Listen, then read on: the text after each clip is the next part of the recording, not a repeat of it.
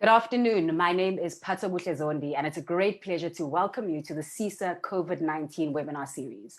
Today, we're talking nutrition, immunity, and COVID-19.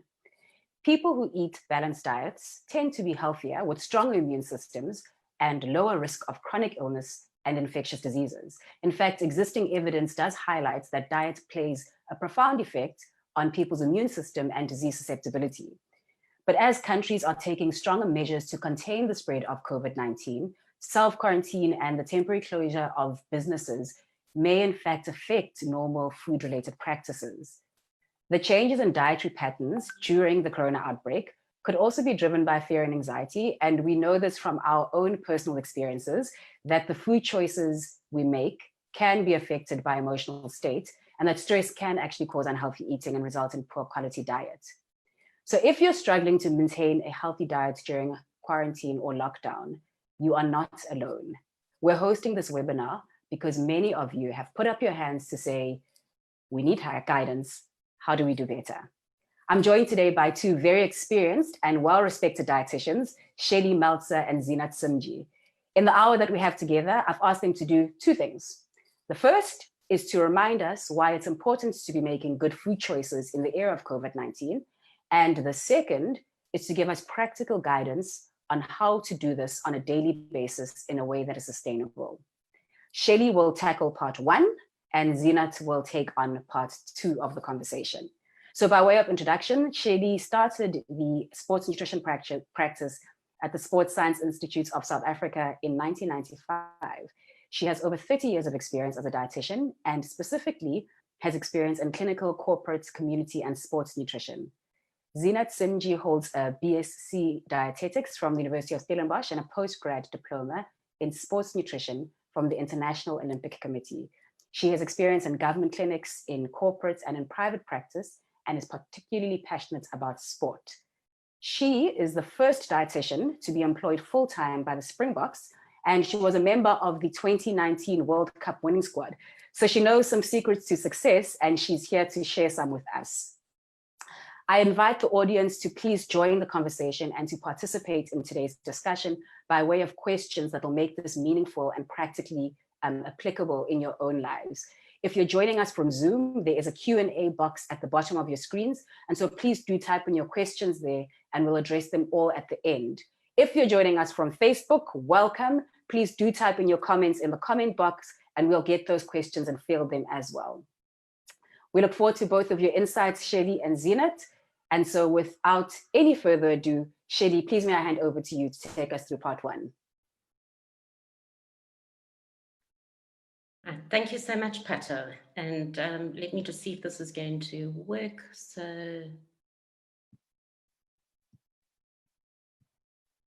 Right.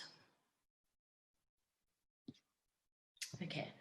So thank you, Pato, for that lovely introduction. And it was quite a lot of fun preparing this talk, which is going to be quite a challenge to do it in 20 minutes. But just as a starting point, the day before lockdown, I found myself in one of the biggest supermarkets in Cape Town and actually got stuck there, just having a look. I was quite intrigued at what people were shopping for. Not only were they shopping for food and of course, what might have been considered a popular item at the time, toilet paper. But I also saw them really getting caught up in the supplement department of the supermarket.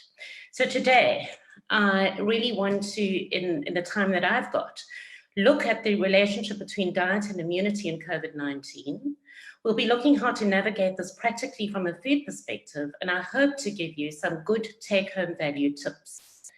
So just as a starting point, I think it's important to have a look at the many factors that are associated with the immune system, which is really a cell and tissue system involved in protection of our bodies. And although nutrition is the part that I've highlighted and the part that I'm going to be talking to now, I think we have to just also see and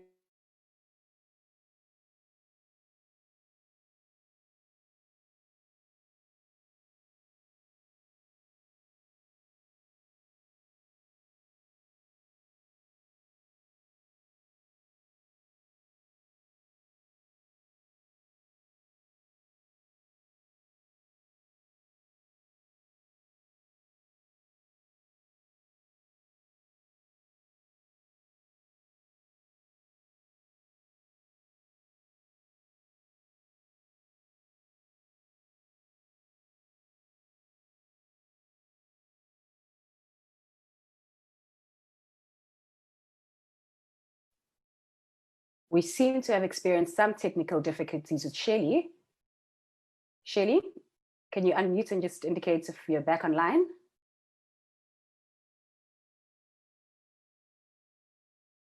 Okay, are we good? Perfect. So you had just started with today's menu. Perhaps you can just go from. Okay, so I'm not sure what happened. Are we back on track? Back on track. We're back on track. I'm going to go to the slide, right.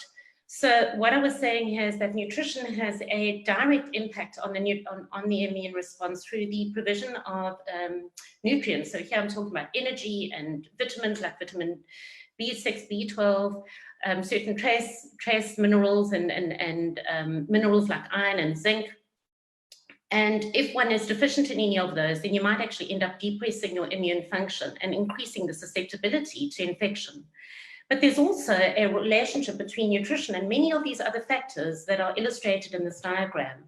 For example, nutrition will interact on stress and can interact on exercise and can interact with sleep. And a very important role that we're recognizing more and more is the relationship between diet and the gut.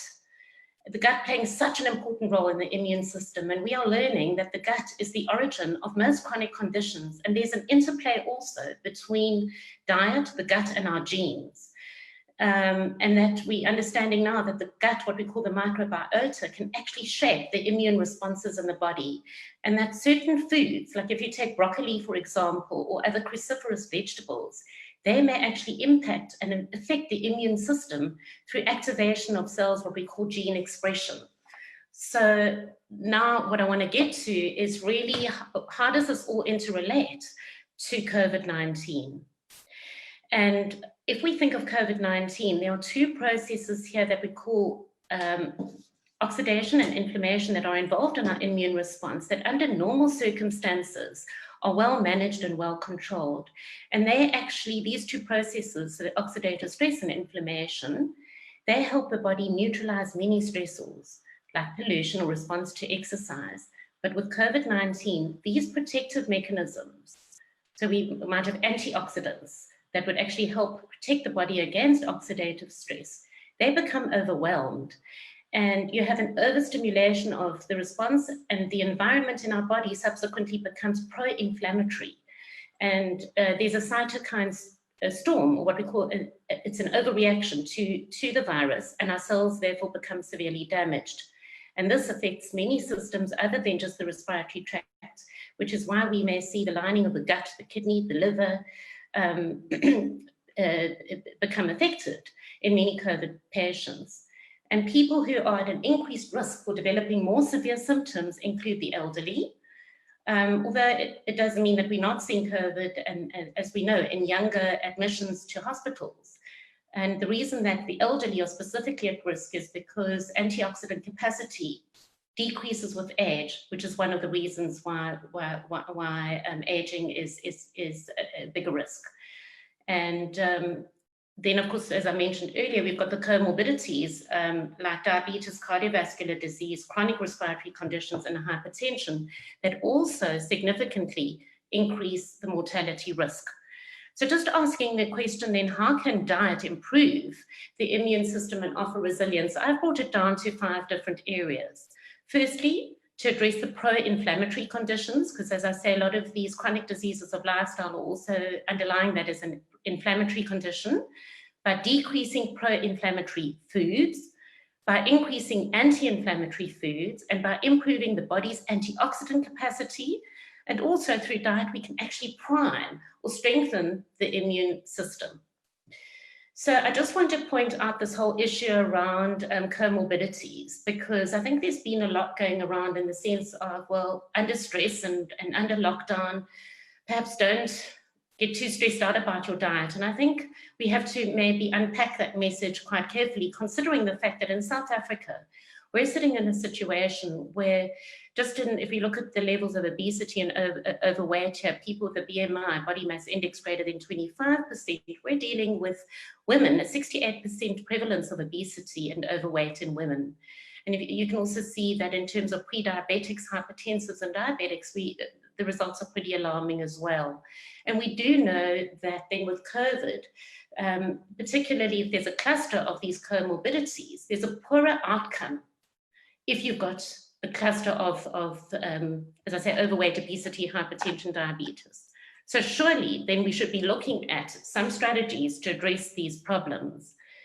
And when we look at strategies to address these, it's also, again, against a background, as Pato pointed out, that we are dealing often with a lot of fear and anxiety. We've got our access to food has become very changed in the lockdown process. Physical activities changed. And then, of course, we've got health and sleep. Mental health and sleep might also have been affected. And just the general enjoyment of eating might have become a much more stressful story. But a big thing, or a positive thing, is that with nutrition being a lifestyle, it's a lifestyle factor, a lifestyle risk. There are ways that we can actually, through making right choices and designing our nutrition strategies, we can actually deal with managing, if you just take overweight and obesity, just by focusing on what we call the energy density, the calorie content of our food, the quantity of what we eat and the quality of what we eat, we can make a big impact there. Let's just see why it's not moving on to the next slide. Okay, so strategies should address, if one just focuses on ultra-processed foods, I think we're sitting in a situation, even in lockdown, where I have seen that the access to these ultra-processed foods are actually quite easily available. That even we've got big sort of franchises that are offering easy, hygienic, clean foods, or the clean delivery of foods. But a lot of these foods, I think we've also got to recognize, are actually ultra-processed. So one's got to ask the question whether this is an appropriate strategy. And I think we really need a mind shift, an action to move from essential to optimal. The other area that I think we need to address is one seeing a lot of information around supplements. And I've just tried to draw in this slide a lot of the supplements that are currently getting a lot of exposure even in the scientific media. And I just say that in the scientific papers, there is an exponential increase in the number of publications that have become available. Just to give you an idea, now that we've got open access to journals, we're seeing papers that are being written and submitted. There's one here that was received by a journal on the 16th of April, revised on the 29th of April, accepted and published on the 30th of April. So we're seeing this huge plethora of information available and openly accessible to anybody. And the sorts of supplements that are being promoted are the ones that you would see on the slide. And in green are the ones where there's probably some evidence, but the problem is around the dosage and the amounts that are actually being promoted. And there are a whole lot of other questions, in fact, that one needs to ask around these supplements is, are they showing a direct impact on COVID-19, or is the evidence on which the recommendations being made related to other situations, perhaps pneumonia, perhaps upper respiratory tract infections? Who are the subjects that have actually been who's the population that the research was done on? Was it a heterogeneous population, as what has been recently shown with some vitamin D? There's been a lot of noise in the system in terms of just vitamin D supplements. But when you really interrogate that research, it's actually interesting to find out that, in fact, the studies have been done on heterogeneous populations. There have been lots of confounders. And I think sometimes one's also got to dig a little bit deeper and see who's been involved, and are there any companies that have, for example, been involved in the sponsorship of the research. So I'm just suggesting that one really needs to interrogate this a lot further. The other thing that I think we've got to point out is it's a principle that Ross Tucker in his presentation I think it was a few weeks ago, referred to, and that was the Goldilocks principle. And I'd like to refer to that in the sense around nutrition. And that is just to remember that in terms of our nutrient requirements, there is a specific requirement for every single macronutrient and micronutrient, and it is age specific and it is individual specific. And it's also going to be specific to a person's health conditions and whether they are actually undergoing any kind of, whether they are healthy or have any kind of, even if it's a chronic disease or lifestyle, or if they've got any infections, it is going to differ. And that there's a margin of safety, and this margin of safety is nutrient specific. Take too little of something, take too much of something, you're going to end up in the red zone. And just to illustrate that, I'm going to show zinc, because zinc is one of the micronutrients that has actually been shown to be a gatekeeper for immune function. It acts as a cofactor in so many different anti-inflammatory and antioxidant systems. And it also is involved with enzymes that are involved with altering gene expression. But if you overshoot the requirement for zinc, you can also end up with a problem. So on the one hand, a zinc deficiency is associated with an increased production of pro-inflammatory cytokines. The right amount, so just like Goldilocks would have had just the right amount, would result in balanced immune cell numbers and functions, and a balance between tolerance and defense mechanisms. But take too much, you end up actually suppressing your T and B cell function. So it's also was quite interesting for me to find a recently published in March 2020 position stand on nutrition, immunity, and COVID-19, particularly aimed at the elderly, where if you read, I've tried to underline it here. So the general advice is to eat a diverse and well-balanced diet rich in colored fruit and vegetables to increase the intake of our antioxidant and associated nutrients to support immune function. But you can see that the amounts of nutrients that are actually recommended in this paper are quite high. High for vitamin E, so anywhere between 134 to 800 milligrams per day. Zinc, you can see a wide range there. Vitamin C up to 2 grams per day. And vitamin D, they suggest up to 100 micrograms per day, because they say that these nutrients have been shown to enhance T cell and B cell immunity in human studies, including the elderly. They go on to say that there is no specific evidence that these nutritional measures can help protect against or even lessen the effects of COVID-19 infection, but saying that it does make pragmatic sense to support nutritionally both normal health and the immune system, with doses unlikely to be harmful before, during, and after COVID-19 infection. But in another website that I think I would almost suggest that you have a look at, it's a website called examine.com. They go on to warn that one should not, and certainly as far as zinc is concerned, exceed the upper limit for zinc, which is actually 40 milligrams. Zinc is 40 milligrams per day, that you should not actually exceed that for more than 2 weeks unless under the direction and supervision of a physician, because every nutrient, and I think we've got to remember that, there's a synergistic relationship. Take too much of one thing, it's going to impact on the absorption or effect of another micronutrient or nutrient. And with zinc, we're actually knowing that take too much, it can be toxic and could cause, for example, copper deficiency. So now, this really brings us back to the menu, the food menu. And I think now, not after COVID, but right now is the time to rethink your menu. This should involve planning, because without a plan, how can you actually make sure that you're getting the right nutrients in? And with a plan, in the context of COVID-19, this should involve fewer trips to the shop, and it therefore should involve ordering a bit extra. You can think about ordering a bit extra in terms of your milk and maybe freezing it if you need to, or frozen vegetables, whatever you, and other ones that can last for longer, your dried legumes and so on. Add strategies to your menu and to how you prepare food, and even how you grow food if possible. In terms of your shopping, Think about not ordering what I call those plastic foods, anything that kind of glows in the dark, or your pink sausages or foods like that.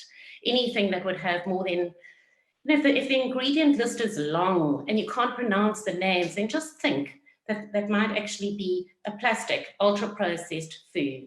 And then also consider how you're going to store your food to get the best nutritional value out of that. In terms of rethinking your menu, think about not taking in your pro-inflammatory foods. So here I'm thinking of fizzy drinks. You get lots of teaspoons of sugar per cup. Limiting your fast food, refined sugars and refined carbohydrates, highly processed meats, and heavily fried foods. In terms of the tick list, a phrase that I've coined from my husband, reach for the ground. Think about growing your own fruits and vegetables if possible. Think about the rainbow, getting all the colors that you possibly can on your plate. That way you will ensure a good range of what we call phytonutrients, fighting nutrients. Think about high quality protein foods, because protein also plays an important role in terms of your immune defense.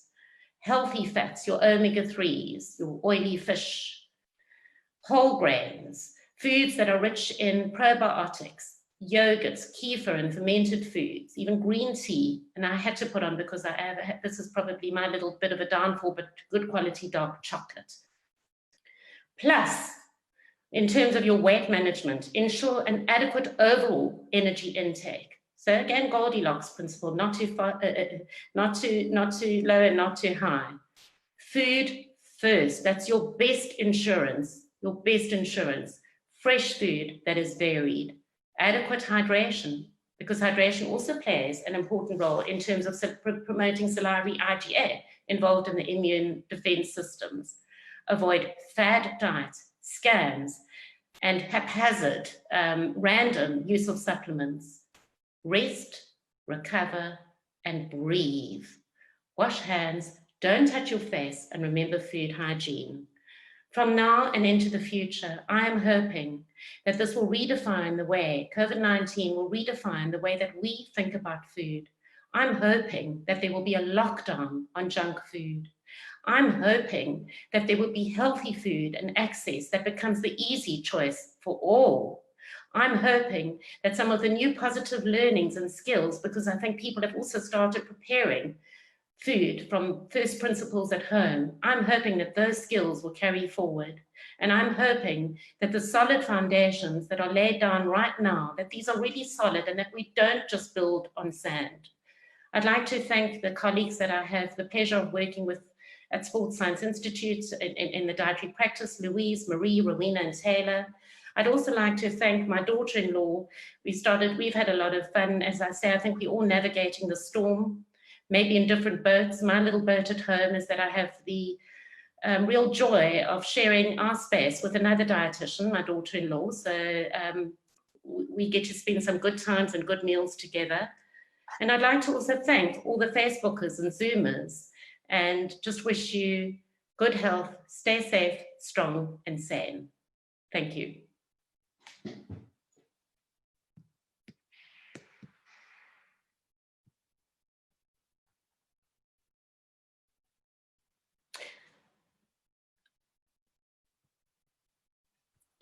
Thank you very much, Shelly. With that as a baseline, then, I'm going to invite Zeenat to the platform to share your experience and your insights, and specifically giving us some practical tips on how to be put into action Shelly's advice.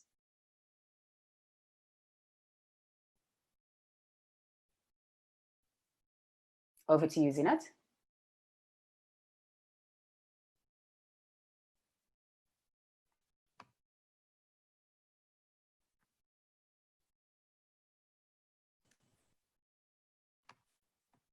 So welcome, and thank you for joining. Much of what Shelly has actually spoken about, I'm actually going to share the same or very similar information. In terms of today, we're going to talk a lot of practical guidelines and how you can go about ensuring that you are enhancing your immunity to prevent any viral infections. And again, these are practical guidelines that also the responsibility falls upon you in terms of implementing these guidelines.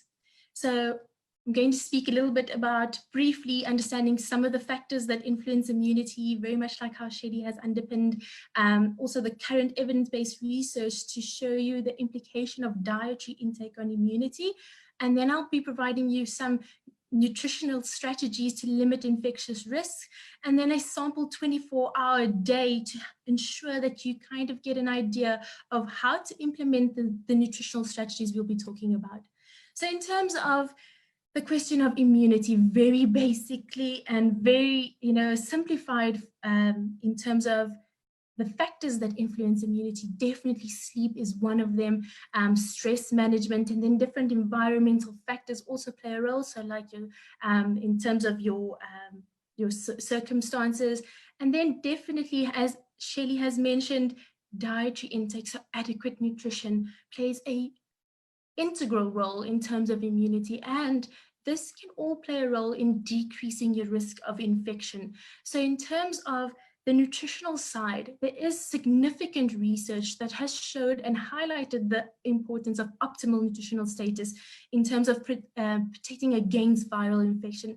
Very recently, there's research that shows that malnutrition, and I'm speaking malnutrition not in the case of just undernutrition, but also obesity, and then what we call the hidden hunger. So a lot of individuals think that I have a good dietary intake, but they forget that micronutrients could be lacking, and we never really know when there's a deficiency until it's very severe. And this is what we call the hidden hunger. And all of this plays a risk, or an increased risk in infection and on your nutrition. And that is why it's so important that we look into your dietary intake, because these factors assist with modulating the immunity.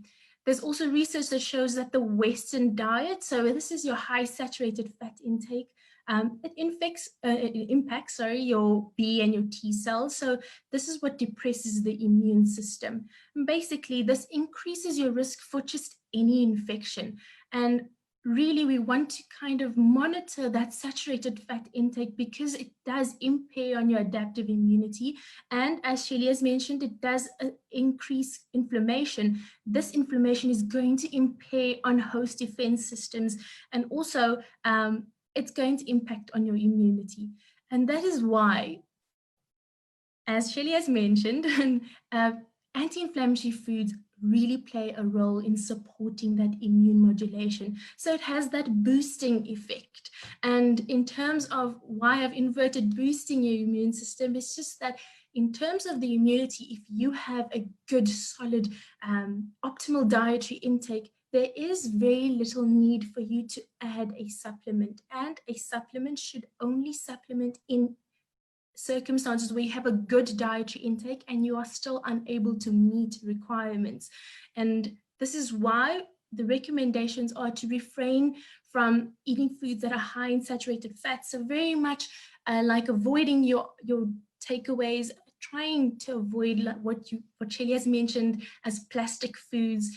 So again, trying your best to also stay away from foods that are marketed inappropriately, so reading the labels and looking at your saturated fats, and also those that are higher in sugar, and also, having a look at rethinking your drinks, so also being careful of those hidden sugars. Then in terms of including high amounts of fiber, and fiber is great in terms of that gut health, supporting that gut microbiota because of the research that shows how your gut plays a role in your immune system, and as well as whole grains, which again are going to provide you with the fiber, but also a good source of carbohydrates, which is going to sustain your appetite as well. So you're not feeling very hungry a lot often, and you're not snacking unnecessarily. And then antioxidants. So antioxidants, again, they have an anti-inflammatory role. And this will, a little later in the presentation, I'll talk about examples of that. So the nutritional strategy is to limit the infectious risk is really, number one, we want to prevent the transmission of pathogens. And this is why it's so important that we maintain social distancing, we have our hygiene practices, and we have good food hygiene practices, because also we want to ensure that we are not having other infections, and we are avoiding food infections as well. So that's one of the main priorities in terms of your planning and also procuring food, and then also maintaining robust immune function. So we're going to talk a little bit about that. Weight management, as Shelly has mentioned, these comorbidities, which is your chronic diseases of lifestyle, that actually increase your risk of infections. And this is why it's so important to have those lifestyle practices that you really start making a habit from now onwards to assist you in maintaining weight. And really also maintaining your health through good nutrition habits is going to ensure that that immune function is at its optimal level. So in terms of So in terms of maintaining robust immune function, you really, protein plays a big role, and avoiding protein and micronutrient deficiencies is important. It's so important that you include lean protein varieties, because again, we want to reduce the total amount of saturated fat intake. And for vegetarians, that would include, varieties of your vegetarian options. Also avoid fad dieting. The reason being is you really want to focus on overall healthy habits. Like I mentioned, you want to maintain health through good nutrition habits. Avoid binge drinking of alcohol. Alcohol also plays a role in terms of the inabsorption or affecting absorption of certain nutrients. And really, we don't want you to have a great dietary intake, but then with binge drinking, it does impact on the absorption of certain nutrients. Also, gut health, again, that gut microbiota is so important. So items like consuming kombucha, which is actually a fermented tea, you've got kefir, we've got yogurt that actually has live cultures. These all assist in ensuring that we maintain a healthy gut microbiota. And at the same time, providing the body with fiber and the nutrients that you require through having 5 portions of fruit and veg a day. There is some research that shows in circumstances where melanin is quite low in an individual, a vitamin D supplement is important when your sunlight exposure is also quite limited during isolation. So I want to talk more specifically of, the striving for 5, or also, how we can incorporate that into your intake. So the nutrients that you will receive from your vegetables is so important for you to eat the colors of the rainbow, but also, like Shelly has mentioned, planning should be your best friend. So plan your week, and this will allow for you to have a shopping list that is quite easy to follow, and you're not going to have items that are unhealthy, or also items that are not necessarily needed. And also this will allow for you to understand if you are having a good variety of foods. Also applying portion control. So you'll see in the picture that is provided, it's a plate model. And in the plate model, it's a generalized guide or visual representation to ensure that people are maintaining portion control. So if your plate at main meals does not look like the visual representation over there, it's already one area to work on and to improve on. So we should always have half the plate, or about 1 to 2 cups in terms of your fruit and veg. And this is going to provide you with the nutrients to sustain your immunity and to actually support it. Then we've got your whole grain items. So choosing your whole grain meal items, also, like I said, it's going to sustain your appetite so that you are fuller for a little bit longer. You're not unnecessarily snacking. And then protein is really important. It's a building block for our cells. It also plays a massive role in terms of our immunity. And this is why 1/4 of your plate should be those lean proteins. So another thing is to kind of make sure that you stick to a routine. it's so important that you have specific meal times within a day, and that will allow for you to keep the discipline around the overall intake in a day. So we don't want you to have or mindlessly eat a lot of nutrients or have a very large intake in an overall day, because we actually don't know what you are having. And again, you want to limit those high fat foods and the high sugar foods.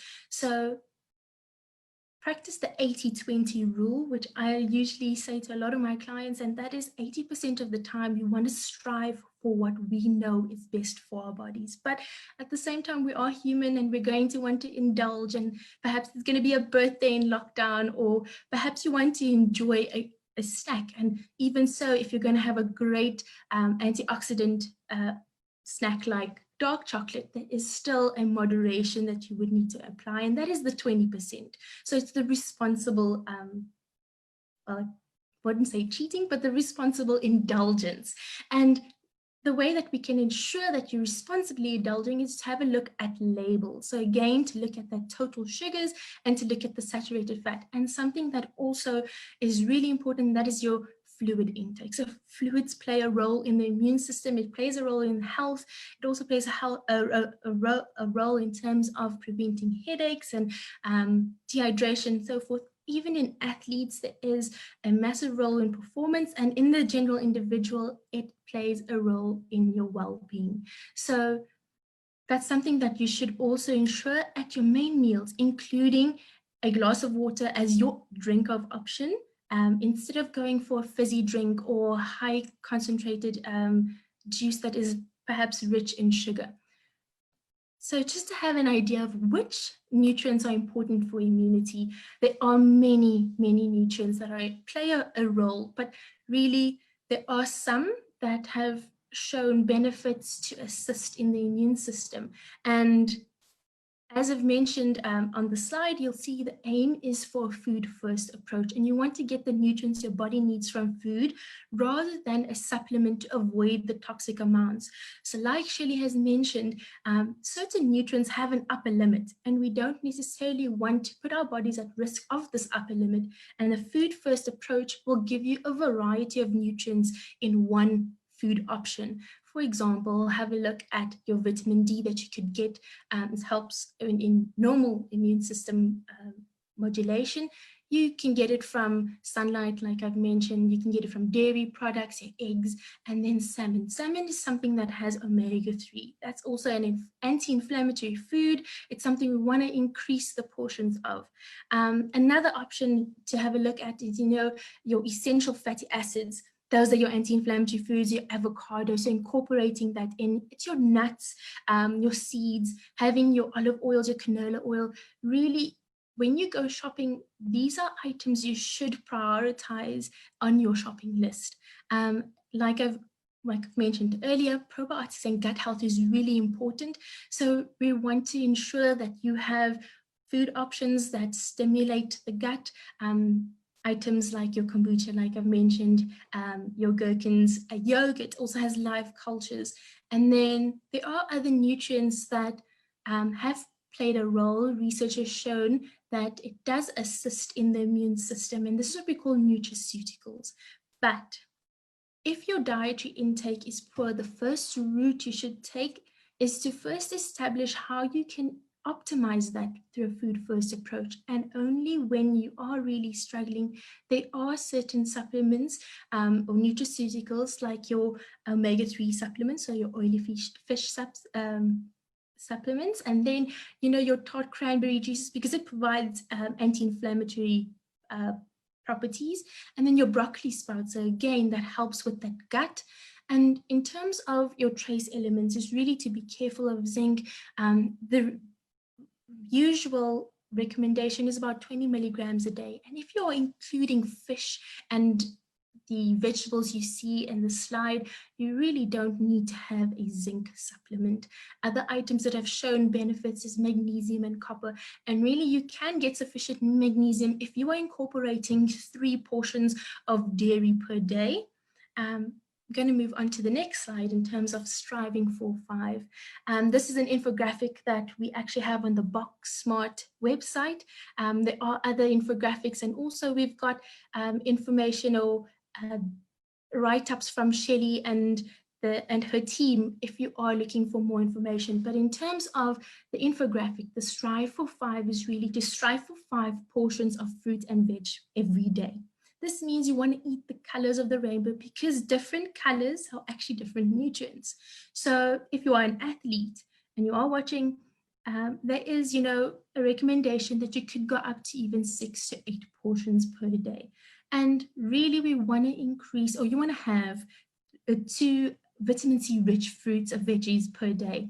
And you want to include your B vitamin food. So this is your green leafy vegetables.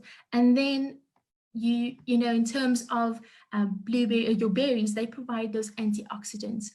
So just to mention again, vegetables provide the nutrients for cell repair, for antioxidants, for fiber, but we want to also make sure that to achieve the 5 a day, you could do it in various ways. It could be 150 mils of unsweetened 100% fruit juice, or in a smoothie.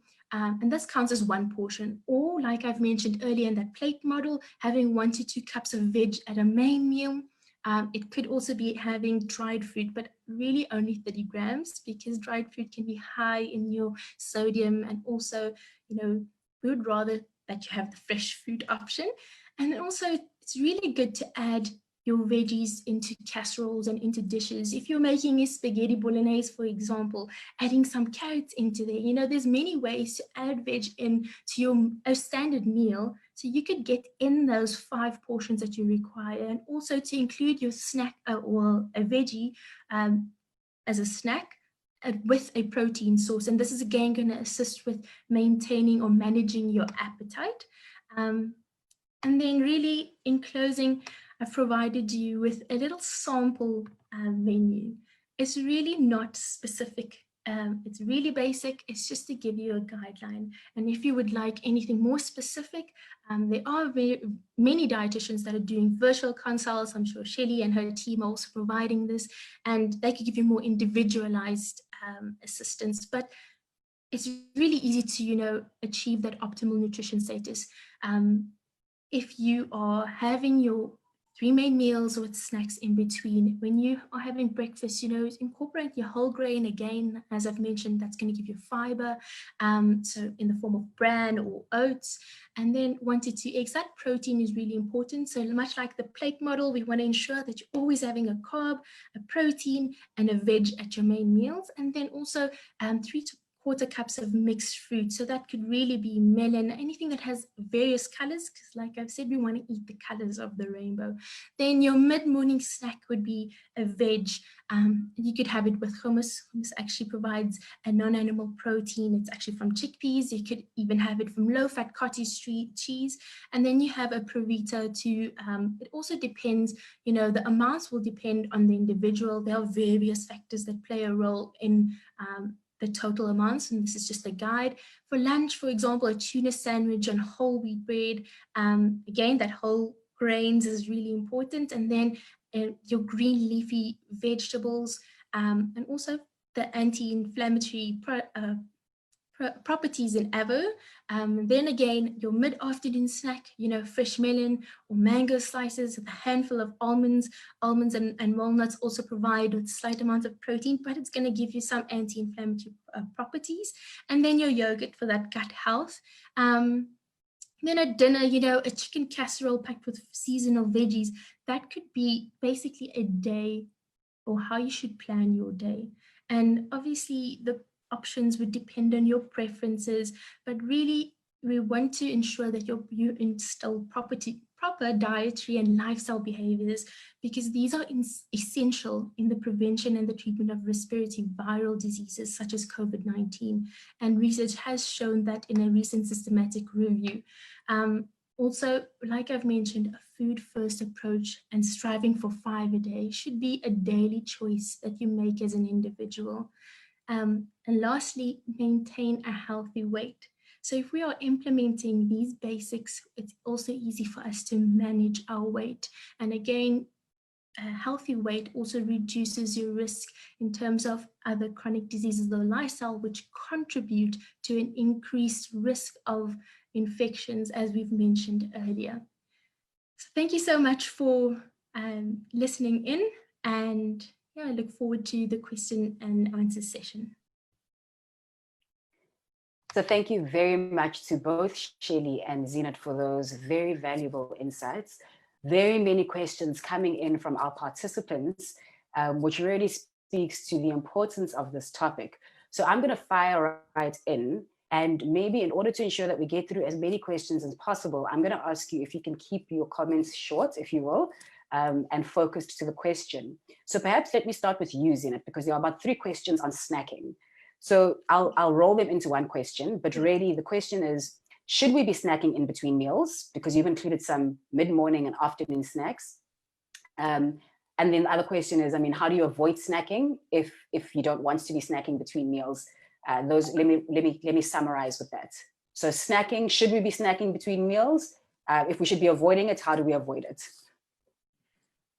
You know, Pato, in terms of, most people do really well with the approach that I've showed you, 3 main meals with your snacks in between. And that's to actually monitor, to sustain your appetite so that you're not very hungry at a main meal. Again, snacking options need to be quite healthy or good options and quality options. So if you are including whole grains or your fibrous foods at your main meals, it should assist in ensuring your appetite is sustained so that you would only really require a snack maybe 2 to 3 hours after that. And again, like I've mentioned, it should be a wholesome snack and not necessarily, the quick, easy a packet of chips, for example, or snacking on your unhealthy options like the chocolate. You can still get the flavors that you would necessarily get, your salty, your sweet taste from either fruits or nuts or even biltong. So I'll give you examples of, if you are a person that follows 3 main meals with your snacks in between, it could be anything from 2 tablespoons of yogurt with a fruit, or like I've mentioned, having 30 grams of biltong, and then even leftover veggies from the night before. That is why planning is so important. If you don't plan, when you do snack, you'll often find whatever is just, around, and it's so important Very that true. you snack, you portion it out. So if you buy a bag of nuts, for example, nuts are great, but also there is an amount that you should be having. So anything good can become bad if you don't stick within your portion sizes.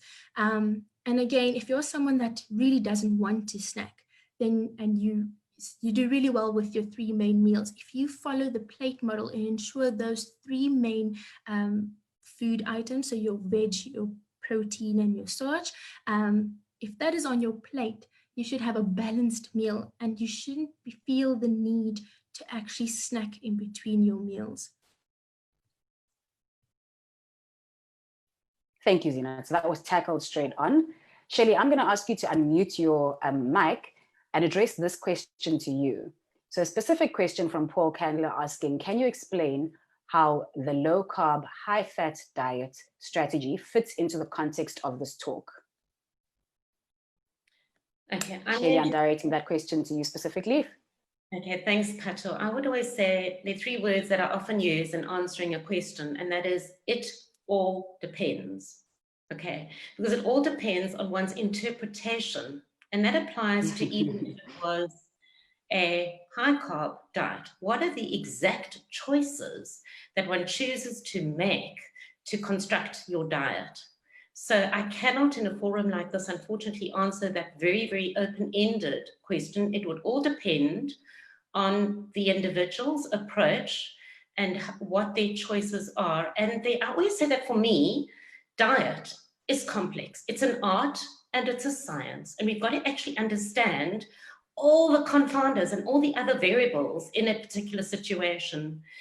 And so just to put it in one word, I cannot answer that. It's going to depend on what foods are used to construct that person's diet.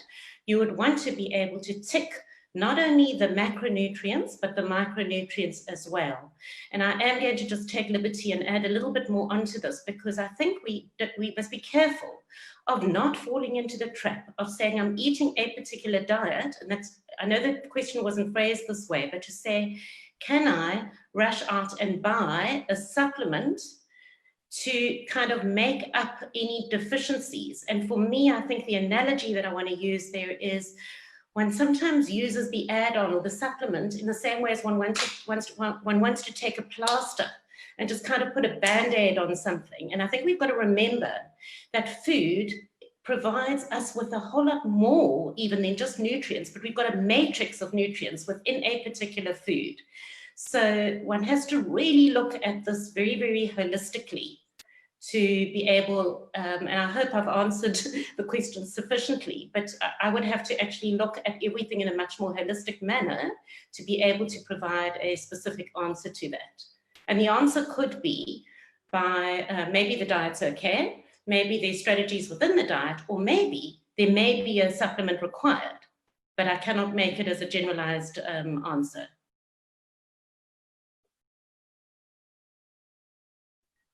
Thank you, Shelly. I'm going to direct the next question to you, Zeenat. Just a really direct question asking about the alternatives for kombucha for gut health, specifically for somebody who is halal. So yes, because kombucha is fermented, there are some alcoholic product properties. In that circumstance, you know, you could have a Woolworth Vessel kefir, it's a type of dairy, and then you've also got your yogurt that, again, you could have. As I mentioned in one of the slides, you could incorporate a probiotic if you really do struggle with gut health. And that's going to help to regulate the gut. Your lactobacilli items, so, you know, your L. reuteri, for example, that really does assist in the gut health. So if you were to, for example, you know, struggle with yogurt, or like I mentioned, kefir or gherkins, you could also just get a probiotic like your L. reuteri, for example. Thank you very much, Zeenat. There is a specific question here, and maybe this is still to use it while you're here. A question from our Facebook guest. How should we modify our diet when we're fasting from sunrise to sunset? And if there's not a quick answer to that, then I'll ask you to give me the short version and perhaps direct this particular participant to you outside of this format. So it's really, you know, there's a lot to take into consideration, and like Shelly has mentioned, it all depends. So it does depend on, you know, the individual themselves, are there underlying conditions, what are their goals, because again, we want to look at, are we meeting your macronutrients as well as your micronutrients? But easy, simple ways to kind of get in or to densify those meals or the opportunities where you are eating at sunrise is to incorporate protein, to have essential fatty acids, so like your avo, your almonds, to densify your meal and provide a complex carbohydrate. So that would be like your wheat mix or your whole grain. You want to incorporate those nutrients that are really integral, and to have sufficient fluids. Once you break your fast, it's actually a great way to actually incorporate dates, because the date and the water, it helps to ensure that you're getting that hydration or better hydration. Also some added carbohydrates. Soups are actually a great way. So your halim and your other soups are actually fortified with lentils. So you're getting in protein, something that some people overlook and they go straight for savories instead. And again, that's your saturated fats. You really want to avoid that as much as possible. Again, you implement that 80-20 rule. You can have it when you do feel for it, but really focus your energies on the wholesome food items. If you have a small appetite, you can really have small meals throughout the evening until bedtime, and this will also ensure that you are meeting your carbohydrate intake, your protein intake, and the essential fatty acids. And then again, with your fluids, something that a lot of people don't prioritize enough. I usually recommend that you have 2 glasses of water, you know, at sunrise, at sunset, you know, you also have your 2 glasses of water then. But if you're having soup, you're hydrating then to every hour thereafter to try and have a glass and a half of water so that you are meeting that fluid intake that you would have missed out in the in our circumstance, 12-hour fasting period. So it's very, very brief, very generalized. And again, if there is any specific, you can again consult either a dietitian on ADSA or myself. Perfect. That you came to the right place for that answer. That was short, but it was very comprehensive. Shirley, I'm directing this question at you. Another question from Facebook from a James Shepherd. How would you add whole grains to a diet other than in a curry? Okay, I think I'm unmuted. Can you hear me? Yeah. Okay. Well, yes, you are. I can hear you. Okay, good. Breakfast may be a good starting point. First option in the day, and a wonderful option to actually start adding whole grains in, whether it be in overnight oats or a muesli or using ancient grains, what we call ancient grains. You know, you can make a muesli even, I think, of something like quinoa or with, gosh, with all different types of grains. That would be a very good, a good starting point. Even in your snacks, so things like rusks and, but, you know, made from first principles, where you actually leave out a lot of the highly refined sugars, because they're ways, and even you can make baked items, I think, of even just little oat crumpets or pancakes that you can make and then add fruit to that. So every meal certainly doesn't have to be a curry alone.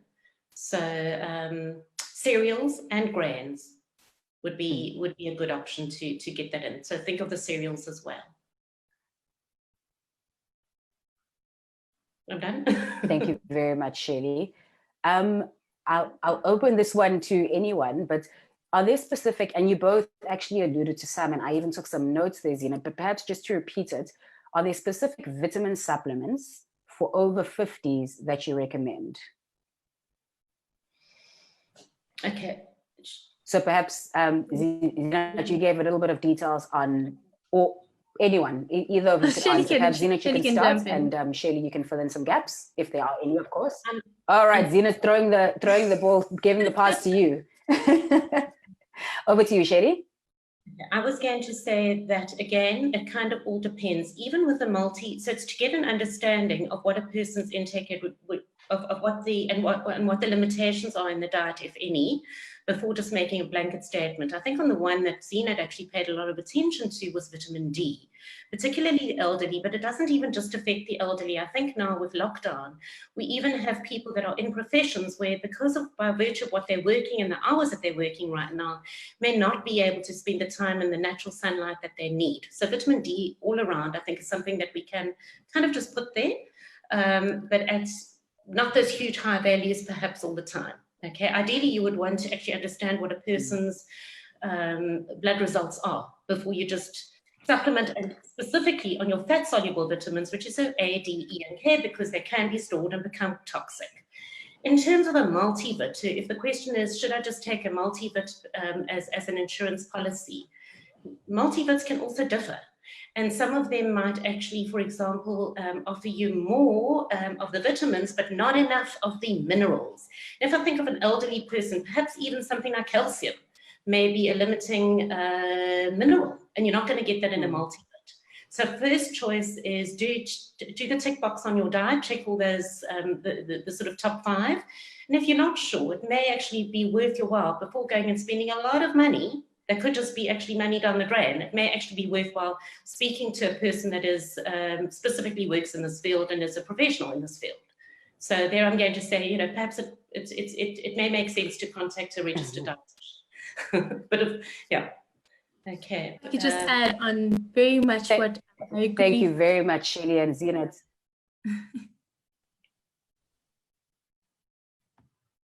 Okay. So I'm going to wrap it up here with 1 minute to go, because I am mindful of times. There are very many questions that are streaming in that we haven't been able to answer. Some of them are quite specific to certain clinical conditions. And so what we will do perhaps to address these questions is we will just answer them on Facebook randomly. So speak to ADHD or diverticulitis for those specific answers. But of course, if you'd like further details, we will make both Shelly and Zeenat's details available to you, and you can book in a consultation with them. So again, thank you once again to Shelly and Zeenat for sharing your experience with us this afternoon. Thank you to our participants for engaging and asking questions. Also, thank you for being patient, because I do realize that there were a few connection issues today, which resulted in a bit of an unstable network. If you are interested in learning more, CISA does offer an online nutrition course that Shelly herself designed, which helps you understand more of the nuances of nutrition and helps one make smart nutritional decisions. It's currently running at a 50% promotion. So if you've joined us again from Zoom, you'll get details of this course in the feedback survey that we send you. If you've joined us from Facebook, just give us an indication of your interest with your email address, and we'll make sure we send you those details. Heather Morgan is quoted as saying, "Every time you eat or drink, you're either feeding disease or fighting it." In the era of COVID-19, we want to make sure that we are fighting disease. Next week, we're exploring the impact of COVID-19 on sport and the wellness industry with two very special guests who I will confirm on Monday. And we're going to answer, what do we expect will happen in the fitness industry? What are we seeing globally in terms of trends? And how do we as industry and individuals who are passionate about wellness and health, how do we prepare ourselves for the changes that have happened and the changes to come? Shelly, Zeenat, again, I want to thank you for sharing your experience and your time with us. To the participants, thank you for joining us, and we hope to see you next week. Stay safe, take care, and goodbye.